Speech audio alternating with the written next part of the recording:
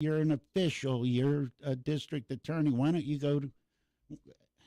I know I have a good friend who's a dentist, Okay. and I go only when I need to. I have a good friend who's a doctor. I only go once a year because I have to. I just don't like doctors. But yeah, I just had my annual physical, so I force myself to go and get all the blood work and Okay, do but all if the you did usual that, stuff. now you know after the news at the top of the hour, I'm going to ask you grown up questions, right? And that's Yeah. why I said it. Yep, Okay. I Um, was listening. if you went to get your blood work and all that stuff, why don't you just, if it's a hearing thing, here, I went. I hate doctors too. I went to the doctor. You know what the doctor said? Yeah, you're hard of hearing. That was it. Right. All right, pay my $50 deductible and go back just as deaf as I left, and no big deal. Go to the doctor. The It's a honeydew if your wife's on you about it. the VA Okay. provides hearing aids. So at some point, I probably need to head out to Butler and have them check my hearing Yeah. and get some hearing aids. All right. I hate when the news becomes relevant to our discussion, but you've got an active symposium, another one coming up for churches and businesses and offices, and it's disgusting that it's never been more relevant. You just have to look to Saturday night to Kennywood. I do want to ask you, I'm going to ask you this now. Is it easier for somebody to get a gun now than it was 10 years ago? If they're not supposed to get a gun, anybody, if you're allowed to, anybody can walk into a store and buy a gun. But is it easier? I'm a felon. I'm not allowed to have a gun. No, I'm kidding. I'm not. But let's say I am. Is it easier for me to get a gun now than it was 10 years ago, 5 years ago? There are so many people now that own firearms Okay. and probably aren't protecting them, securing them. They're leaving them in their cars, and the cars aren't locked at night. They have them in their house in an obvious place. So we have a lot of Nightstand, the top drawer of the nightstand. bingo. Yep. Bingo. The kitchen drawer closest to the door. Yep. The glove box or in the door of your pickup truck. And so we have a lot of firearms stolen every year where somebody with a substance abuse problem needs a couple $100. So they just walk down the street, trying door handles, and they're looking for guns. They're not looking for pocket change. They're not looking for GPSs anymore. They're looking for guns. That's the big money score. If you're there used to be a term for it, glove box diving. If you're rooting around in somebody's car. That's right. So Okay. we have that all over the county. Probably once a week, there's someone who is arrested or suspected of doing that, Mm-hmm. and that's what they're looking for is a firearm, so they can sell it, to get their drug. But you're also putting firearms on the street. Probably half of our known shootings or the homicides, they're stolen firearms, and that's where they get them. Is there a penalty if somebody breaks into my house and steals my gun? Can I get in trouble? Yes, it would be burglary. If it's an occupied house, No. I mean, they broke into my house and took my gun. Can I get in trouble because the criminal left with my gun? No, not at all. No. There are some states which are trying to set up a hyper responsibility for securing firearms, Mhm. but Pennsylvania is not one of those states. It's just you're just a victim of a crime. Okay. Even if you break into my house, you steal my gun, then you go rob a bank with my gun, I'm not going to face any repercussions. No, not at all. Okay. As a district attorney, is that something that you would at least consider adjusting or changing? People hate to be motivated with heavy-handedness, but that hyper security thing, you think it'd push it in the right direction? No, I think there's a child safety issue. Okay. There are some states and some people which wish that we had an obligation to secure a firearm in a safe manner, and there are also some people that would wish that the legislature pass a law that requires you to report a stolen firearm. Right. So those are controversial. And it's a matter of the Why proper is that language. controversial?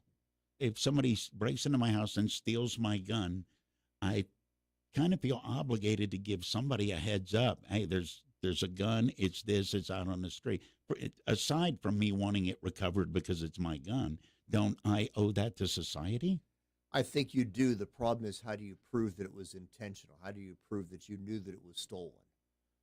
So it's a crime that may be on the books in some states. Okay. I don't know how often you actually prosecute that.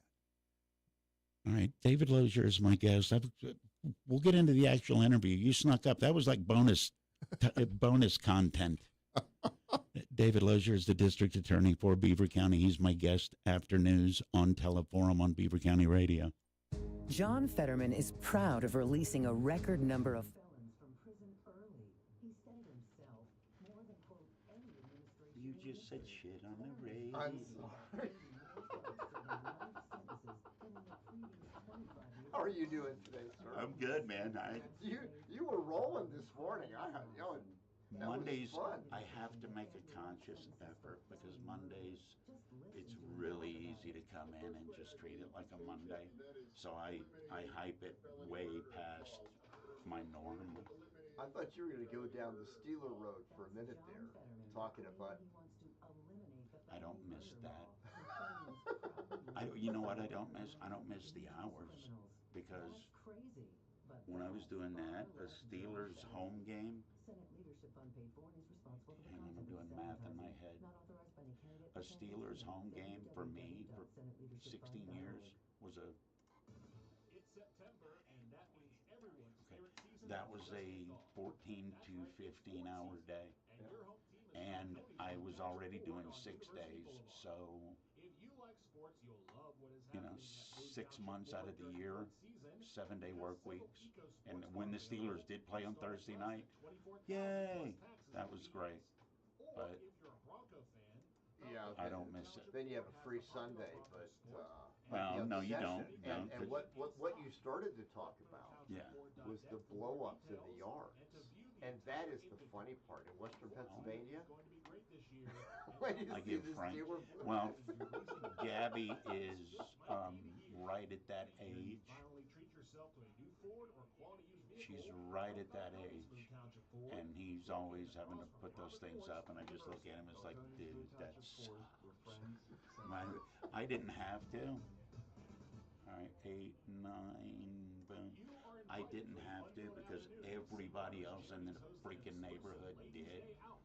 When Allie was that age, I lived in a big subdivision in Moon, so every other house was that. So it wasn't like they weren't everywhere anyway. Yep. And just no.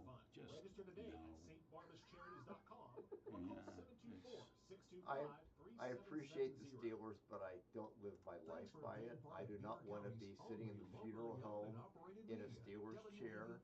I don't want my obituary to say that I was a Steeler fan. Yeah, I don't. Yeah, that's not how I want my life to be measured. I had been here 4 or 5 years, and I remember some guy died. And, okay, some guy died, and his funeral made the news, and it was they set up a diorama like he was like a frog in a painting in his chair, Steelers crap everywhere, and they put a loop of the Super Bowl or the 470 Super Bowls and ran that, and that was his visitation, him sitting dead in his, and it's like, I mean, I grew up in Alabama, but that's weird. That's weird. Hey, all right on it now? In Alabama, that'd be high school sports. oh yeah. Hey, did you hear what he said? What? You want to tell me? I said the S word on the On what? I said shit on the radio. I wasn't.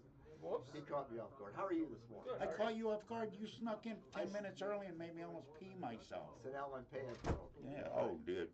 Payback's coming. Payback's coming. See, those are turned down, dude. Check. Those are turned down. Those are turned down. Okay. Yeah. So here's where your issue is. Gotta watch. So this is your audio input capture's not right. What would have ever changed that? User. I didn't change it. I did. You did? Did you hear me say that? I heard you change it. I thought you fixed it from this. Look, all I said was user error.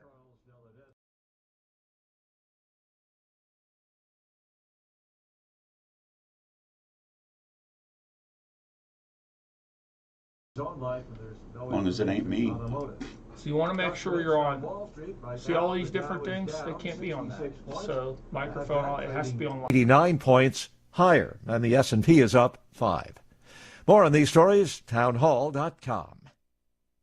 Hey, I'm Andy. If you don't know me, it's probably because I'm not famous. But I did start a men's grooming company called Harry's. The idea for Harry's came out of a frustrating experience I had buying razor blades. Most brands were overpriced, overdesigned, and out of touch. At Harry's, our approach is simple. Here's our secret. We make sharp, durable blades and sell them at honest prices for as low as $2 each. We care about quality so much that we do some crazy things, like buy a world-class German blade factory. Obsessing over every detail means we're confident in offering a 100% quality guarantee. Millions of guys have already made the switch to Harry's, so thank you if you're one of them. And if you're not, we hope you give us a try with this special offer.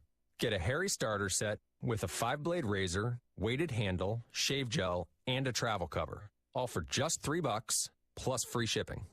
Just go to harrys.com and enter 3388 at checkout. That's harrys.com, code 3388. Enjoy. The British pound has touched a record low against the U.S. dollar. Markets reacting to the U.K.'s biggest tax cuts in 50 years. The pound has stemmed a lot of its losses, so although it hit an all-time low against the dollar overnight in Asia, it's bounced back a little bit this morning. It's still down on where it was on Friday, hovering around the $1.07 mark. But compared to what that was just over a year ago, when it was much higher, about 20% higher, that's a significant devaluation. The BBC's Andy Verity. At least 7 people dead after a fire broke out today in the basement of a South Korean shopping mall. Firefighters continue the search for survivors after putting out the blaze. Officials say it's not immediately clear if there are people still missing. Parts of the building remain obscured by very heavy smoke. The fire broke out at around 7:45 in the morning, local time. News and analysis at townhall.com. Did you know the CIA has a museum? It does, and it includes a scale model of the Afghanistan safe house, where al-Qaeda leader Ayman al-Zawahiri was tracked down and killed. Shortly after al-Zawahiri's death, White House officials released a photo showing President Biden talking to CIA Director William Burns with a closed wooden box on the table in front of them. Now the contents of that box, a model depicting a white-walled home with at least 5 stories and 3 partially obscured balconies, are on display at the CIA Museum inside the agency's Langley, Virginia headquarters. The museum is closed to the public and access is generally limited to the agency's employees and guests. The CIA allowed journalists to tour the museum, newly refurbished in time for the agency's 75th anniversary. Bernie Bennett reporting. Amazon plans a second Prime Day-style shopping event next month. Amazon, the latest major retailer to offer holiday deals earlier this year, a bid to entice cautious consumers. More on these stories, townhall.com. Beaver County Radio's news source, 95.7 and 99.3 FM, along with 1230 WBVP, 1460 WMBA, and streaming at beavercountyradio.com. Here's Frank Sparks. And good morning on this Monday morning, September the 26th of 2022. We are expecting some isolated morning showers, then scattered afternoon showers. Our high is going to be 66 degrees. While we complete Beaver County Radio weather forecast coming up for you right after we have this look at news. A teen was shot in Aliquippa Friday afternoon, and the shooter is still on the loose this Monday morning. Beaver County Radio News correspondent Sandy Giordano has more. Aliquippa police were dispatched to the 1100 block of Main Street just before 3 p.m. for shots fired and 1 male shot Friday afternoon. When they arrived, they found the victim, a 19-year-old male, suffering from gunshot wounds. The victim was flown to a Pittsburgh hospital for treatment. Aliquippa police requested that Pennsylvania State Police take over the investigation. According to a release from state police, it has been determined Stanley Remar Pugh, 30 of Aliquippa, shot the victim multiple times, striking him. State police issued a warrant for Pugh for attempted homicide, aggravated assault with a deadly weapon, causing serious bodily injury, and other firearms violations.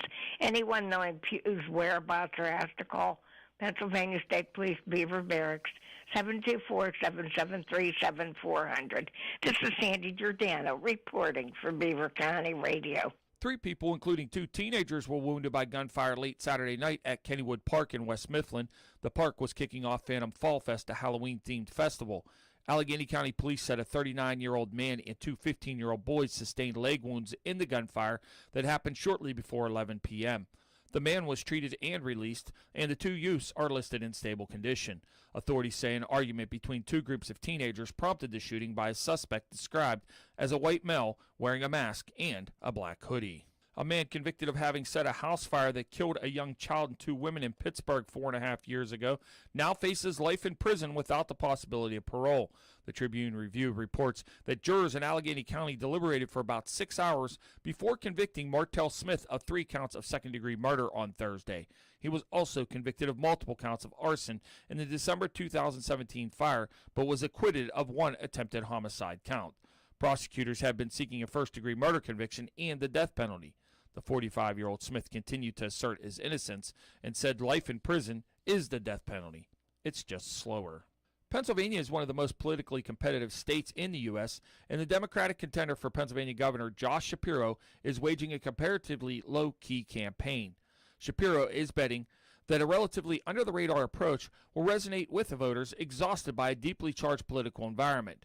But Shapiro faces a test of whether the style will energize Democrats to rally against Republican Doug Mastriano, who many in the party view as a big threat. The GOP candidate supports ending abortion rights and would be in position to appoint the Secretary of State, who oversees elections in a state that's often divisive in choosing presidents. Renewable energy has the possibility to boost the economy and benefit workers and the environments in the Keystone State.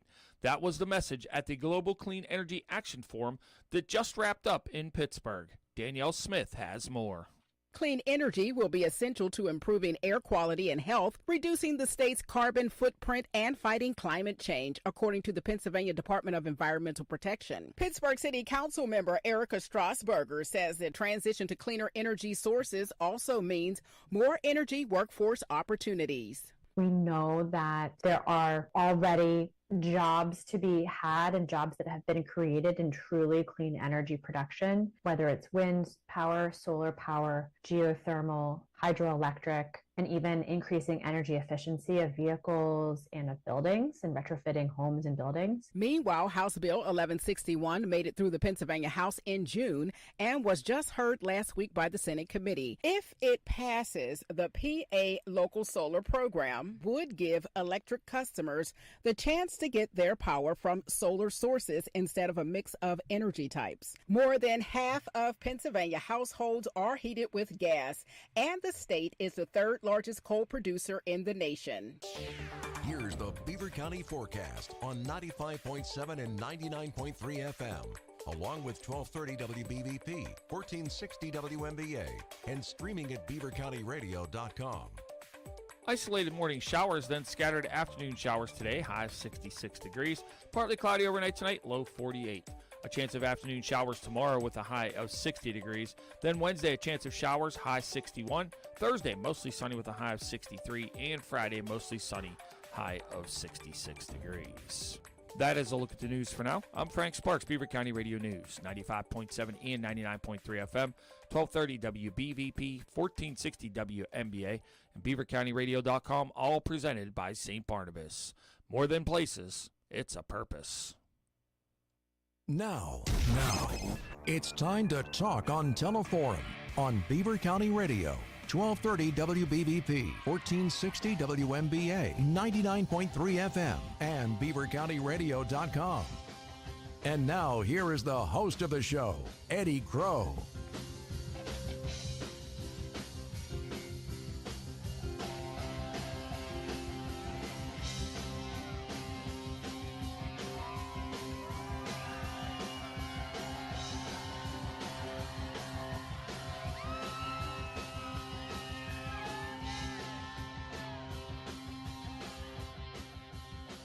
It is 1230 WVVP. It is 1460 WMBA. It is 99.3 FM. It is 95.7 FM. All presented by St. Barnabas. I'm Eddie Crow. David Lozier is my guest.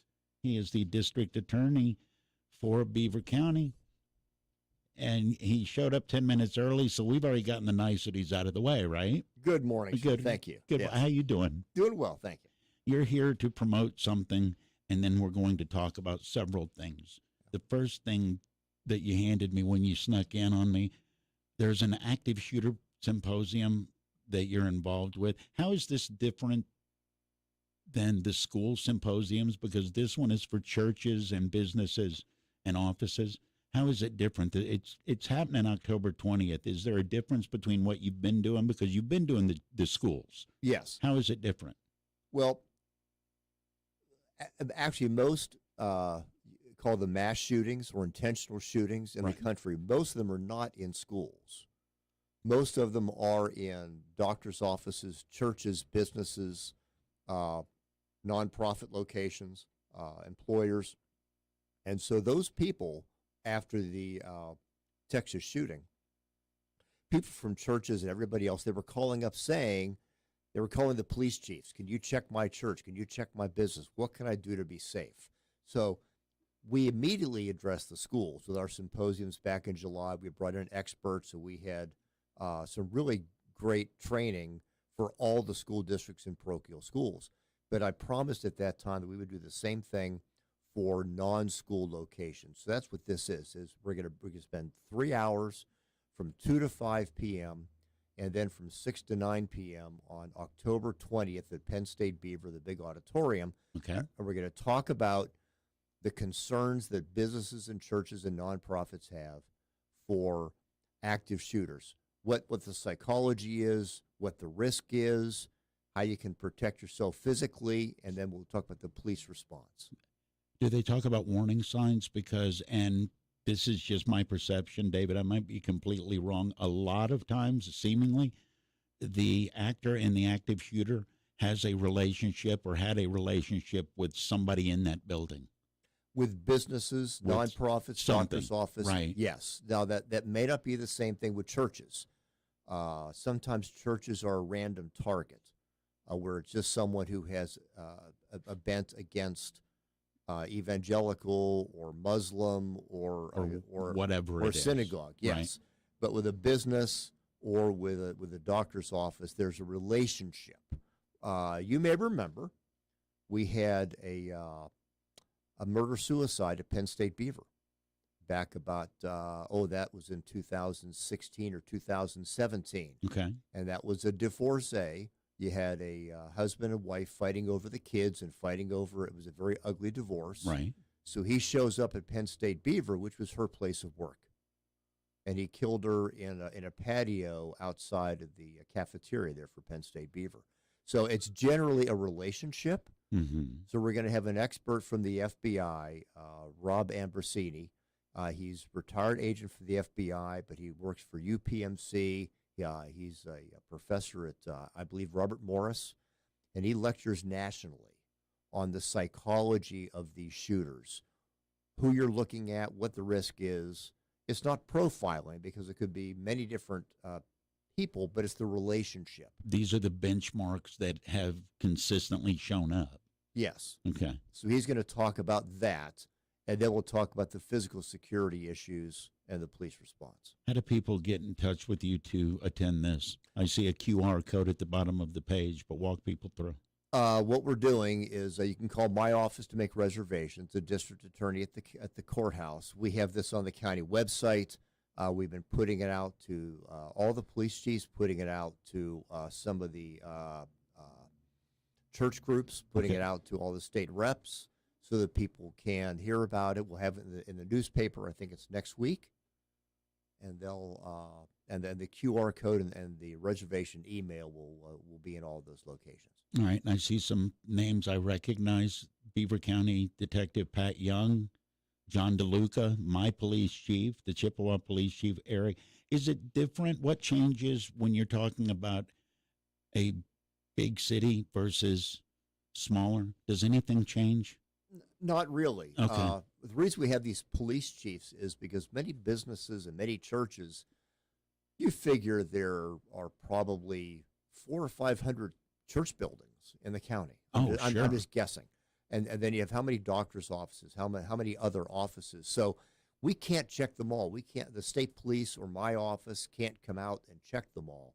The police chiefs are the logical people to come out and look at your building and to do a walkthrough if you have any concerns. That's why we have two police chiefs to talk about those inspections or those visits if requested. David Lozier is my guest, the Beaver County District Attorney, with me on Teleforum. What are they looking for when they walk through? Besides, I mean, obvious, an idiot like me, look, that door is propped open. But I'm not going to look at it with the professional eye. What are they looking for when they walk through that they're going to say, this is secure, this is less secure? I think you want to make sure that offices are secured after hours. Mhm. A church or a doctor's office, you may not have a secured entrance, but you want to have an entrance that you can observe so that you can see people walking up. Often these people walk up out of the parking lot armed, right, with a helmet and a vest and an obvious firearm. Like the guy that showed up at the FBI headquarters in Cincinnati. Exactly. So Yeah, I think what you with want a to crossbow. yeah. So to me, a church, Mm-hmm. you want to have a certain number of entrances. You don't want to have a dozen entrances. You want to have 2 or 3 major entrances. Maybe you close some of the entrances when the service is going on, but you want to have someone to just watch the parking lot, just to watch the entrances. You're not going to shoot. You aren't going to defend, but you want to have a couple minutes notice so you can call 911 and then lock the inner doors so that people can evacuate through a different part of the building. Those are things you want to be able to do is plan. You want to see the threat coming in so somebody can call 911 and respond. I believe it was over the weekend, and I'm not even going to mention the person's name. There was a politician that intimated that violence can only be solved with violence. I want, as a district attorney, that your job is to deal with violence. I'd like your thoughts on that. I didn't see the context, so I Okay. really can't comment. That is such a lawyerly thing to phrase it. Well done. But again, you have the right to stand your ground Right. in your home or your place of business or your vehicle. You have a right of self-defense. So if that's what he's talking about, that's one thing. But if you're out in the middle of the public and you have a chance to walk away from violence in Pennsylvania, you have an obligation to do that. Do most Pennsylvanians understand that? That it's your obligation to at least try to walk away? I don't know. Everybody heard about stand your ground. Correct. And I think the reason stand your ground was so important was because there was that obligation that when you're confronted with violence, someone who intends you violence, Mm-hmm. you have an obligation to walk away if you have a chance to do that without that risk getting worse. But stand your ground takes away that obligation to walk away. And that's only for your place of business, your vehicle, or your home. Well, I mean, where would you be other than that? Well, you could be in a public park somewhere. A gas station. Gas station. Okay. Yeah. So say you're walking down the road. Say you're at a Walmart. If you are an armed citizen and something begins to happen, you have an obligation to leave unless your life or someone's life is immediately at risk. I want to ask you, this is a completely personal question, and if you want to tell me it's none of my dang business, tell me it's none of my dang business. You walk into a public place, you see somebody standing there, they've got guns hanging on guns hanging on guns. Literally, it looks like a gun shop on their body. As a district attorney, are you comforted in that, or are you troubled in that? What's the first thought you have? You walk into a Subway, and I'm standing in line at a Subway, and I've got a rifle over my back and a pistol on each hip and a knife strapped to my boot. You order extra and hang out and chat, or do you come back later for the special? I think I would probably be concerned, keep an eye on the individual. Mm-hmm. But as a general rule, someone who is open carry, right, and someone who has a concealed carry license is often safer to be around. It's the person hiding the firearm with an illegal firearm that you don't know has a firearm, they're the people who cause the risk. Are they safer because they most likely have had the training to take it serious? And they've had a background check. And okay. All right. On the subject of guns and crime and background check, very simple question. Where is the crime rate compared to a year ago? And where's the crime rate compared to 2 years ago? Because there's no way COVID didn't tweak the numbers from a year ago. Right. I think we talked about this last time. The mental health crisis has gotten far worse during COVID. Mm-hmm. The substance abuse issues have gotten worse. Mental health related crimes, domestic violence, child abuse is worse. All the bad stuff, bad decisions, bad behaviors. That's right. Okay. We are fortunate in Beaver. And again, shootings are up in Beaver County. Mm-hmm. Aggravated assaults are up. I think rapes, are probably up a little bit. What is not up are murders. 2021 was a terrible year for homicides in Beaver County. So far, 2022 is back down to what I would call our normal range, which is half a dozen or so a year. All right. 8 a year, which is terrible. But last year was but statistically, was double that. statistically, it's a normal level of terrible. Right. Why do you think that is? Because you hear the excuses when you go and arrest people. If they're getting busted for drugs or they're getting busted for violent acts, what are you hearing from them? Why they did it? Well, most of our shootings last year, it was double the usual rate. Mm-hmm. So we had a number of mental health related homicides, which were within families. Okay. We had a mother kill 2 of her children. We have a son kill the father. We have several spousal murders, those sorts of things. Familial or mental health fueled, alcohol fueled. But then we always have the violent crimes, which are either drug deals gone bad, mm-hmm. or we have some neighborhood issues in Beaver County where we have some people protecting their turf. We have. Well, now wait, but hold on a second. Why are they protecting their turf? It's my understanding when you've got gangs or groups of people protecting certain neighborhoods, that's because they run the drug trade in that neighborhood. It's often more than just drugs. Is it? Okay. Yes. It's neighborhoods, it's prostitution, it's also drugs, but it's also just a sense of control and territory. So we have some areas of Beaver County, very small neighborhoods, mm-hmm. where you have a dispute between that area and, say, drug dealers coming in from out of state. We have most of our serious drug trafficking comes from Detroit. So we have a lot of invading drug dealers. And so they end up with disputes with local drug dealers over somebody coming into their turf. But we also have some small neighborhood gangs mm-hmm. where you end up with shooting disputes when one of them sees another. Thankfully, this year, most have been bad shots.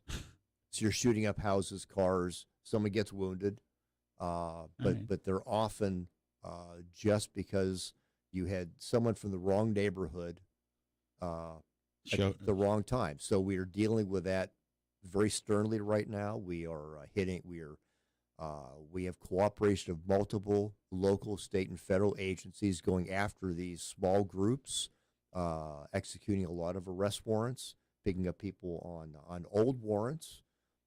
We are assisting agencies pick up people who are violating parole and probation.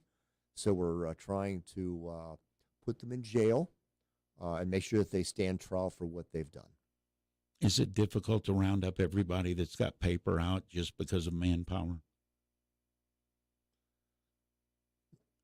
We can do it, but again, our police departments are strained right now because there aren't enough police. Right. I think we have 35 police agencies in Beaver County, and I think every single police agency is short of personnel. Every single police agency has vacancies, full-time or part-time or both, that they just can't recruit. The police academies are all low on students. They're about 50% of where they were just 5 or 6 years ago, because the stigma against going to the police academy right now, because of the national media, the politics of policing. What is the stigma? Police are bad. Really? All I don't know if you know this, but all police are racist and all police are hateful. Yeah. And it's sad because most people who know police, who deal with police, know that they're wearing that badge to protect their family, to protect their neighborhood, and they do very good service for very good intentions. You always have 1% in any in any profession. which Any are idiots. profession. Yes. Yeah. I don't know what you would tell. I don't get the impression people went from one to the other, David. I think if you thought the police were bad, you thought the police were bad 5 or 10 years ago. But now the police the people who thought police were bad had the national microphone. Is that what happened during COVID? I think they took the advantage of that unrest after several police shootings, and they grabbed that national microphone. I got you. And so they've painted the picture, I think, much broader than it needs to be, and all police are being attacked right now. Plus, I think there's also a movement in our universities where they are attacking police. I know DAs are under attack nationwide. On the universities, they have efforts in many states to charge DAs and assistant DAs with unethical conflict. They're running people for DA who should not be DAs. It's an intentional movement by a very small political group, but they have the microphone. All right, David Lozier is my guest. He will have the microphone after news because he just brought up something that is really interesting to me. Don't go anywhere. News is next. More with the District Attorney of Beaver County after that on Teleforum. Is it possible for a grocery store to continue to surprise you? Well, if it's Aliquippa Giant Eagle, the answer is yes. Therefore, you better be prepared for exciting new developments during your next visit. Even during a time when some stores are cutting hours in inventory, Aliquippa Giant Eagle has expanded 3 of their most popular departments. Enjoy larger selection and bigger displays at the Aliquippa Giant Eagle produce, prepared foods, and wine departments. Some people say it's almost like a whole new store. So stop down and browse through the newly expanded produce, prepared food, and wine selections at Aliquippa Giant Eagle. And while you are there, if you haven't done so already, ask about switching from Fuel Perks to the all-new My Perks program. That's because existing Aliquippa Giant Eagle Fuel Perks program members can take advantage of some amazing benefits by switching over to My Perks now. Hurry, special incentives for switching over expire soon. Click gianteagle.com/myperks or visit Aliquippa Giant Eagle in the Green Garden Plaza. Every year, Steve Faircal climbs the stairs at the John Hancock Center in Chicago, 94 floors to the top. It's called the hustle up the Hancock. It's hard to believe when you watch Steve today that a few years ago, his lungs were failing and he was fighting to survive. For 8 hours a day, someone was pounding on my chest to try and keep my lungs clear. I honestly don't think I had more than a couple weeks to live. That's when Steve received the gift of life, a double lung transplant made possible by an organ donor. After I got my new lungs, I started doing things that I had never been able to do. I never knew that breathing could feel this good. Steve climbs to honor his donor and to raise awareness for organ, eye, and tissue donation. Wouldn't you like that when you left this beautiful planet, that you could save a few lives on your way out? It's an incredible gift. Imagine what you could make possible by leaving behind the gift of life. Learn more and sign up as an organ, eye, and tissue donor. Go to organdonor.gov. A message from the U.S. Department of Health and Human Services, Health Resources and Services Administration. Beaver County Radio's news source, 95.7 and 99.3 FM, along with 1230 WBVP, 1460 WMBA, and streaming at beavercountyradio.com. Here's Frank Sparks. And good morning on this Monday morning, September the 26th of 2022.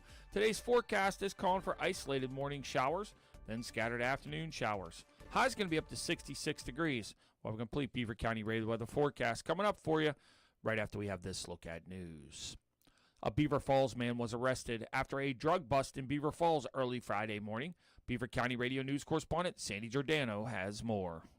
Beaver Falls Police, in cooperation with the Beaver County ESU and the Pennsylvania Attorney General's Office, executed a search warrant at 3509 6th Avenue at 6:45 a.m. Friday. Sam Marie T. McLeod of Beaver Falls in Detroit, Michigan, was arrested.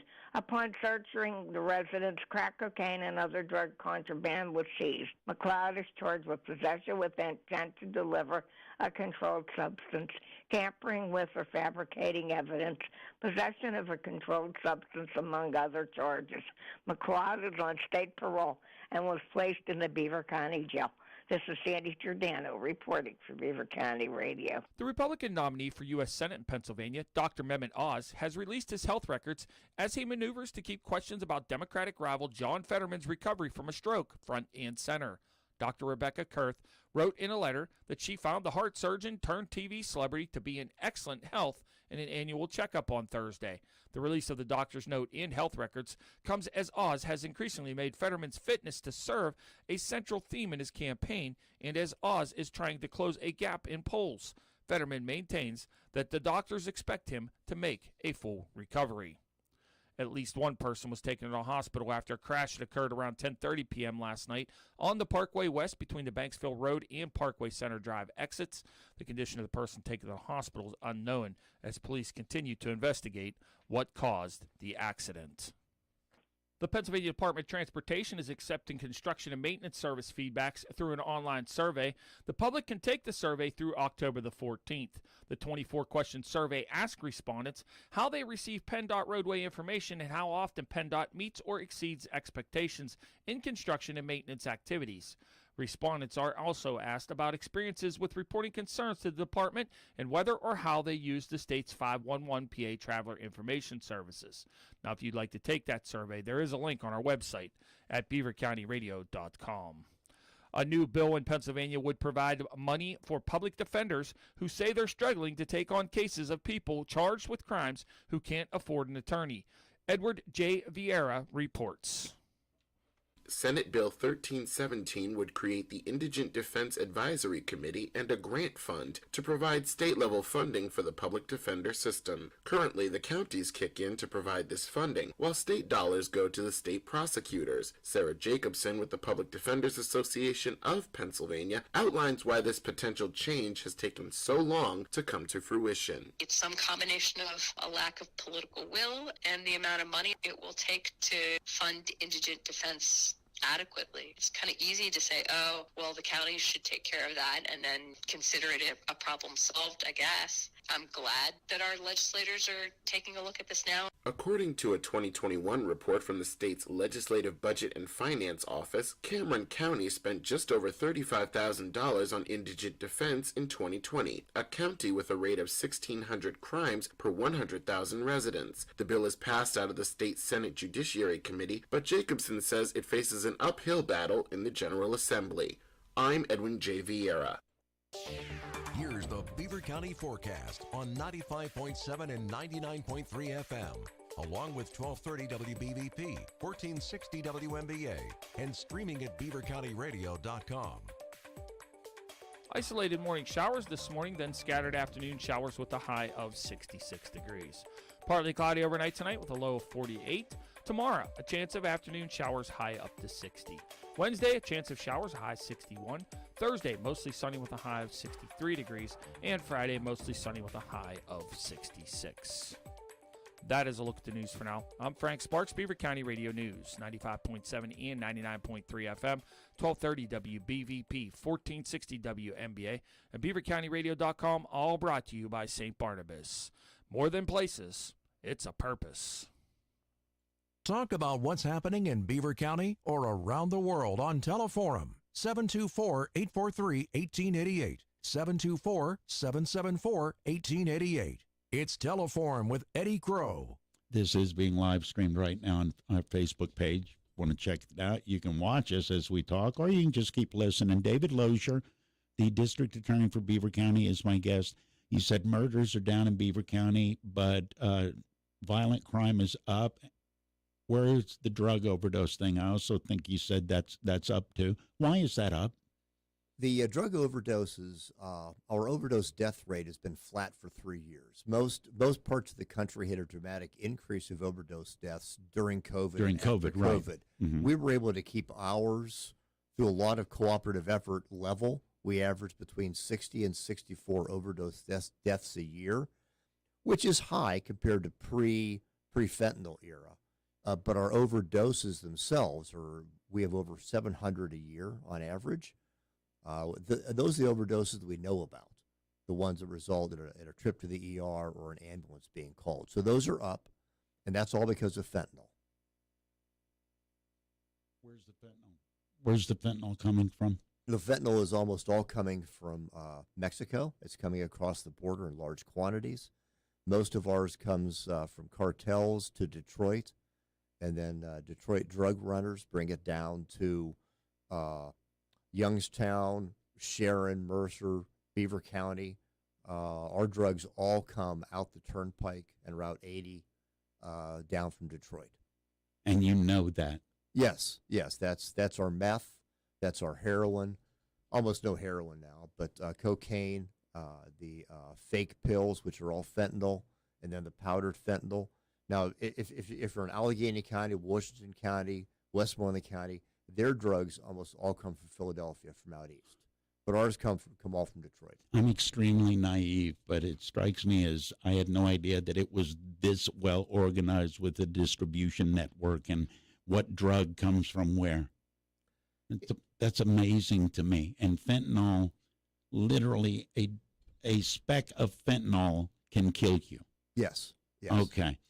How is it getting, I'm not going to put blame anywhere else, but how is it that it's getting from Mexico to Detroit, and how is it that it's getting from Detroit to here? Because there's a whole lot of jurisdictions between that route. It's the open border. I mean, the law enforcement down on the border, whether it's federal, state, local, they intervene, and they're catching hundreds of thousands of fentanyl pills and lots of cocaine and lots of meth, but a lot of it gets through. And we're seeing... Is it just a numbers game? They can't catch everybody? That's right. And would the numbers game improve to your side if the stream slowed down? Open versus closed borders. Open borders, to me, I wouldn't let anybody walk into my house if I don't know them. I don't want them walking into my country without a background. I don't understand the politics of an open border. I mean, theoretically, back in the 90s and early 2000s, they talked about, bringing in workers for employment and all that. They wanted us to reform our immigration plan. But that was when we had 100 or 200,000 illegals a year. At this point, because they've invited them politically, right? You have we can have as many as 5 million people have already come across the border in the last 2 or 3 years. And I don't understand the politics of allowing that to happen. I just think they might be politically afraid to stop it because they've failed to intervene so long. But the damage to our economy, the damage to our communities, the damage to the towns on the border, the damage to the cities where a lot of these people end up going. And what are we going to do in a couple of years when we're talking about all these people who have now been here for a couple of years with starting families? They're going to want citizenship. They're going to want job permits. What's the term? Anchor baby? Yes. Yeah. It's frightening. All right, I'm going to play devil's advocate, and I'm going to argue with you just for a second. I want you to rebut this. The majority of people that come across the border are less criminal statistically than the Americans. That's the one thing I always have thrown at me when this discussion's going on. Illegal immigrants commit crimes at a lower rate than American citizens. I don't think it's the crime. Okay. It's the matter of you are letting, say, 5 million people come across. Right.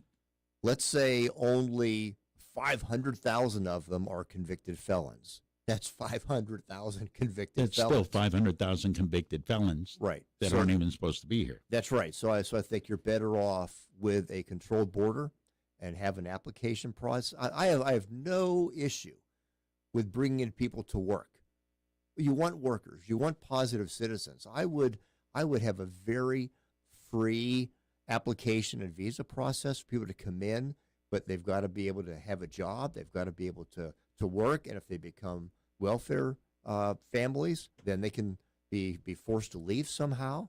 But I think we should let them in with a background check and investigation, and they're not citizens.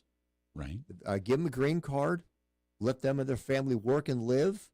That's how we grew our country in the 1800s, the 1900s. But the illegal open borders are bringing in so many. Human trafficking is a huge problem where you've got a cartel grabbing a 13 or 14-year-old girl or boy. Yeah, for $15,000, we'll get you to Chicago, but you're going to have to work for us for 10 years as a prostitute or in a meat factory out in Minnesota. The human trafficking is a huge part of this. Is human trafficking a big deal here? Because we don't think like that. We don't think that's going on where we live. Is it? Where we are in Beaver County, it's a very rare thing. Okay. We have some of the sex trafficking here, but we don't have the labor trafficking, which is probably most of human trafficking. We look for it. We have police and a lot of agencies looking for the signs and symptoms. We hit it maybe once or twice a year. We'll find a sex trafficking situation. Okay. But it's not as bad as it is in some counties in eastern Pennsylvania. You said you look for the signs. What are the signs? For a while there, we were actually doing training for hotel employees. Okay. And what you're looking for, most of these are young girls, sometimes young boys. Right. They come in with an adult, which is clearly not a relative. The relative pays for the room, usually in cash. They're coming in with inappropriate clothing, no baggage, or maybe just giant eagle bags. Clearly, this is not a 2-day trip from point A to point B.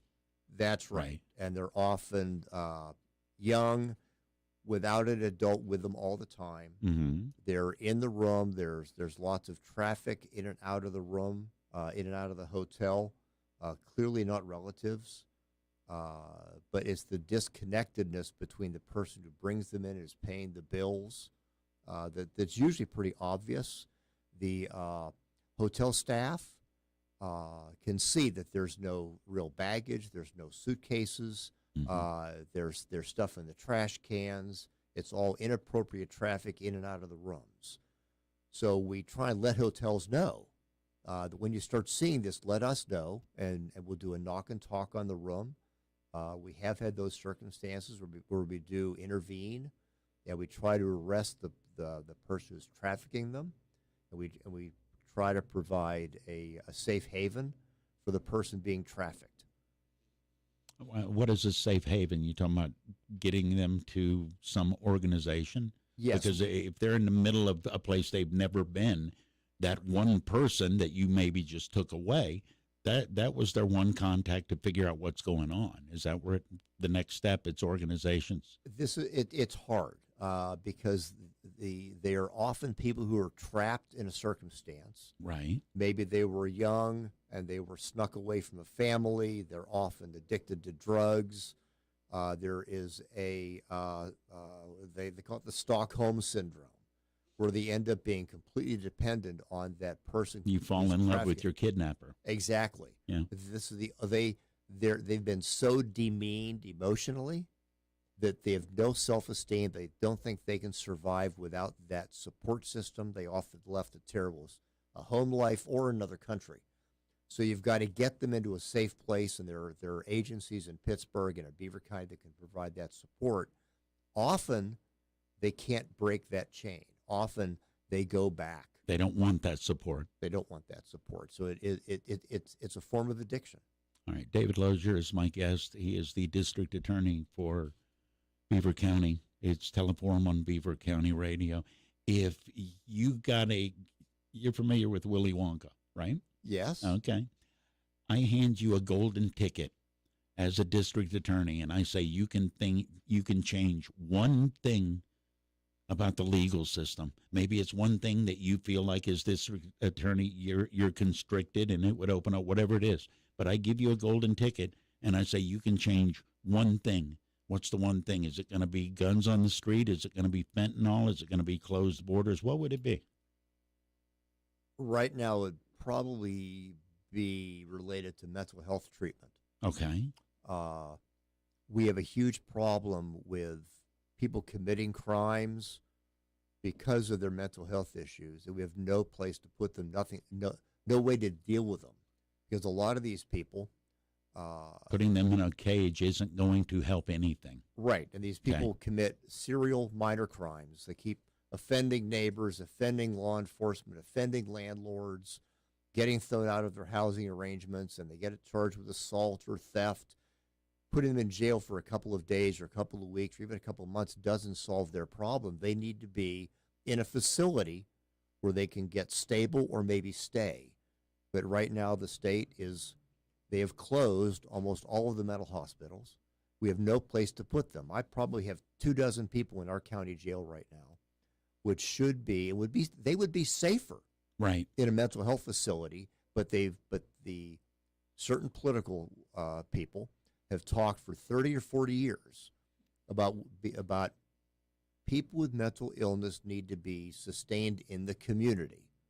Well, how many hundreds of people do we have in Pennsylvania right now which are so violent, so mental? There's no place to put them. There's no community that they're Right. going to be. They're not going to be safe in the community, and the community's not going to be safe there until they get stabilized with the mental issues. So what we do is we put them in a house on the county dime, and they've got 24-hour care. Often there's a contractor that provides a secure house with an alarm system. You can't lock the doors because that would be violating their rights. But we have people guarding them 24 hours a day.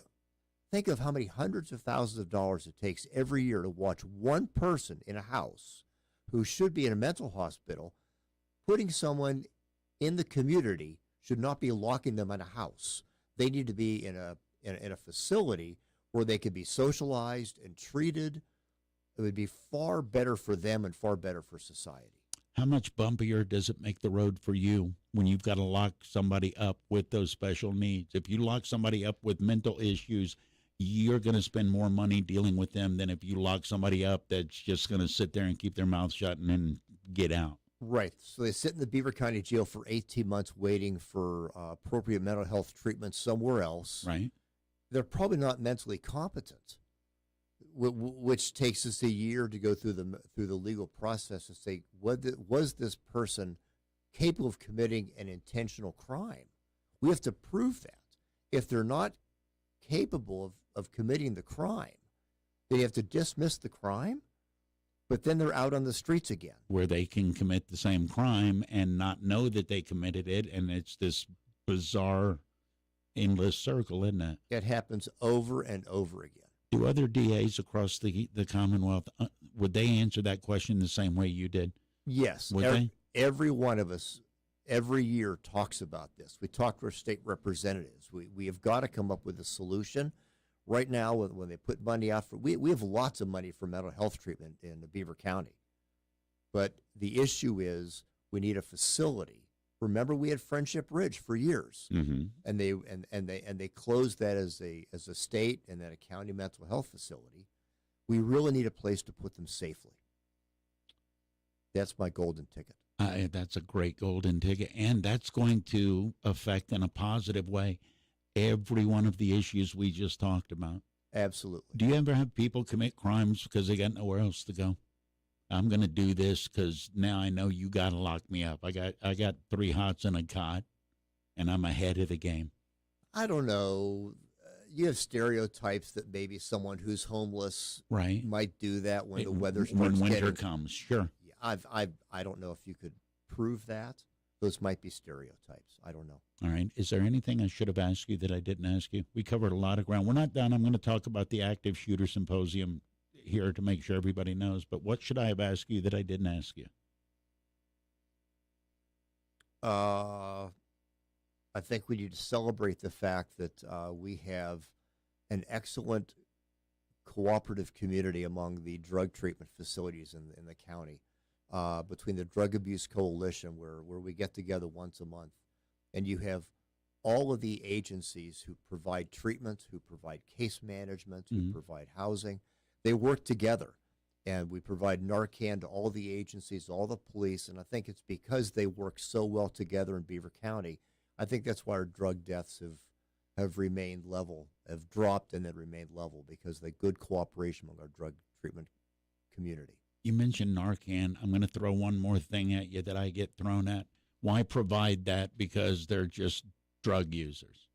If they're dead, you can't save them. You can't treat them. That's exactly, but that seems to be the inference. It's like they're not worth saving. They're not worth treating. It's not worth $1 or $2 or $3 it costs. If my taxes go to anything that makes me remotely happy, it's something that might save somebody's life. Let me give you an example. Okay. When I came in, we had no drug court in the county.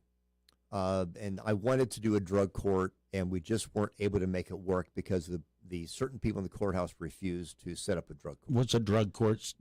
What's the difference in a drug court? It only hears drug cases? What you do is someone pleads guilty, and you put them under the control of a judge with drug treatment people, and they come in every 2 or 3 weeks, and they're in front of the judge. They're yelled at. They're forced to stay clean.